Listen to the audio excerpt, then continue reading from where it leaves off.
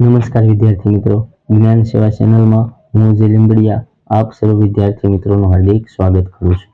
જો ચેનલ પર નવા હોય તો ચેનલને સબસ્ક્રાઇબ કરી દેજો અને તમારા મિત્રોને આ વિડીયો શેર કરી દેજો। તો ધોરણ 6 માં અસાઇનમેન્ટ સોલ્યુશન આપણે જોઈએ છીએ। તો એમાં પ્રશ્ન નંબર 5 નો એ પહોંચ્યા હતા। એમાં હવે પ્રકરણ નંબર 10 પહોંચ્યા છીએ। 12મો પ્રશ્ન 1 થી 11 પ્રકરણ આપણે આગલા વિડીયોમાં જોઈ ગયા। ચલો પ્રશ્ન નંબર 12 કે એક લંબચોરસ મેદાનની લંબાઈ 2500 મીટર અને પહોળાઈ 2000 મીટર છે। તો પ્રતિ એટલે ₹50 પ્રતિ મીટરના દરે તેની ફરતે કોટ કરવાનો ખર્ચ કેટલો થશે? તો હવે શું કરવાનું છે? એની ફરતે કોટ એટલે આપણે એને શું મેળવવું પડશે? પરિમિતિ મેળવવી પડશે। ચાલો તો સૌપ્રથમ પરિમિતિ મેળવી લઈએ। ચલો તો લંબચોરસ મેદાન છે તો સૌપ્રથમ આપણે શું મેળવવું પડશે? એની પરિમિતિ। તો લંબચોરસ તો પ્રશ્ન નંબર 12 જોઈએ। પ્રશ્ન નંબર 12 એની લંબાઈ કેટલી આપી દીધી છે? તો કે લંબાઈ આપણને આપી દીધી છે 2500 મીટર અને પહોળાઈ કેટલી આપી દીધી છે? પહોળાઈ આપી દીધી છે 2000 મીટર। ચાલો હવે પહેલા સૌપ્રથમ લંબચોરસની પરિમિતિ મેળવી લઈએ કે લંબચોરસની પરિમિતિ બરાબર શું થાય? 2 કૌંસમાં લંબાઈ પ્લસ પહોળાઈ। ચાલો લંબાઈ કેટલી આપી દીધી છે? તો 2500, પહોળાઈ તો કે 2000, તો કેટલા થશે? 2500 અને 2000 4500 થશે। 45 ગુણ્યા 2 એટલે 90, 1 2 3 આ 2 મિનિટ એમને એટલે 9000 મીટર થશે। તો ચાલો તો હવે શું કીધું છે? 50 પ્રતિ મીટરના દરે ફરતે કોટ કરવાનો ખર્ચ કેટલો થાય? તો આપણે લખશું કે 1 મીટર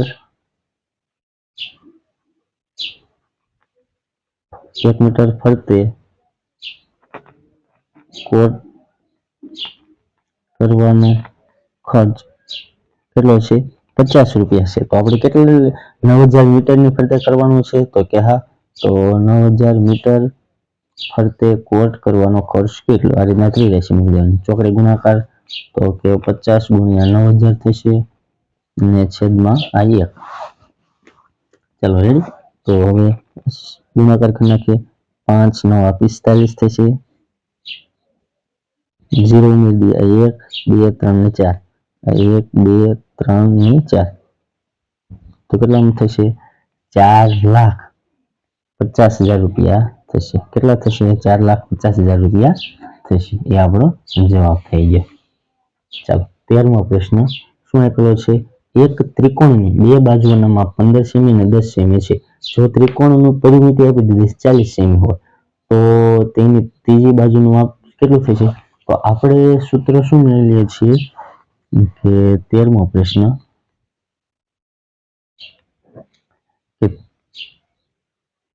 ત્રિકોણની પરિમિતિ બરાબર શું કરશું કે ત્રણેય બાજુનો સરવાળો, પરિમિતિ કેટલી હતી? 40 બરાબર। હવે જો અહીંયા એક બાજુનું માપ 15 સેમી, બીજી બાજુનું માપ 10 સેમી પ્લસ ત્રીજી બાજુ એ આપણને ખબર છે નહીં, એ આપણે મેળવવાનું છે। ચાલો 15 ને 10 25 થશે તો 40 બરાબર અહીંયા 25 પ્લસ ત્રીજી બાજુ, ચાલો હા 25 આ બાજુ આવશે તો 40 ઓછા 25 બરાબર ત્રીજી બાજુ। 40 માંથી 25 જાય તો 15 સેમી જે આપણને ત્રીજી બાજુનું માપ મળી ગયું। ત્રીજી બાજુનું માપ કેટલું મળી ગયું? આપણને 15 સેમી મળી ગયું। ચાલો 14મો પ્રશ્ન કે 100 મીટર લંબાઈ ધરાવતા લંબચોરસ ખેતરનું ક્ષેત્રફળ 3000 ચોરસ મીટર છે। તો આ ખેતરની પહોળાઈ શોધો। તો સૌપ્રથમ ક્ષેત્રફળ આપી દીધું છે, લંબાઈ આપી દીધી છે, એના પરથી આપણે શું મેળવવાનું છે? પહોળાઈ। 14મો પ્રશ્ન જે આપણને શું આપેલું છે?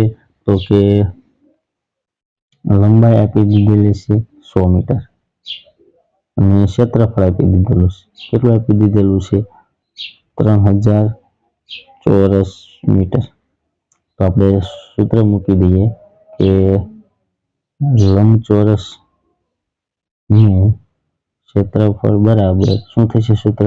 તો કે લંબાઈ ગુણ્યા પહોળાઈ। લંબાઈ કેટલી આપી દીધેલી છે?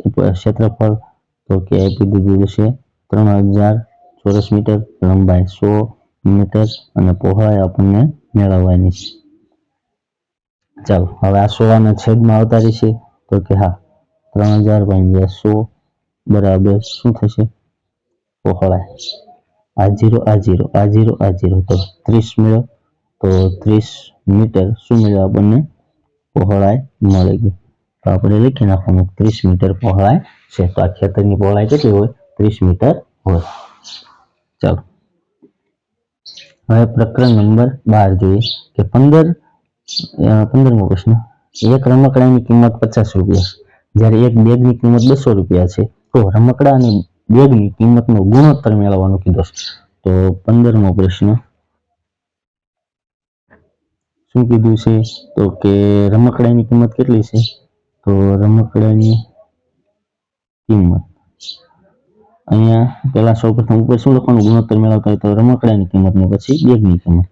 તો એના પરથી આપણને ગુણોત્તર મળી જશે। તો બેગની કિંમત બરાબર તમને શું મળે? આ ગુણોત્તર મળી જશે। ચાલો રમકડાની કેટલી છે? 50 રૂપિયા અને બેગની તો કે 200 રૂપિયા। 0 0 ઉડી જાય 5 4 20 થશે તો 1/4 મળશે। તો ગુણોત્તર શું થશે? 1/4 આપણો જવાબ થઈ જશે। 16મો પ્રશ્ન, જતીન 15 દિવસમાં 8500 કમાય છે તો તે એક મહિનામાં એટલે કે 30 દિવસમાં કેટલા રૂપિયા કમાશે? ચાલો તો સૌપ્રથમ શું અહીંયા મૂકી દઈશું? આપણે ત્રિરાશિ મૂકી દઈશું કે 15 દિવસમાં 8500 તો 30 દિવસમાં કેટલા? ચાલો તો સૌપ્રથમ પ્રશ્ન નંબર 16 ત્રિરાશિ મૂકી દઈએ કે જતીન 15 દિવસમાં કમાતા રૂપિયા 15 દિવસમાં કેટલા કમાય છે?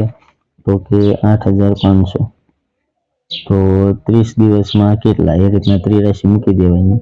ચાલો તો શું કરી નાખશું હવે? તો ચોકડી ગુણાકાર 30 ગુણ્યા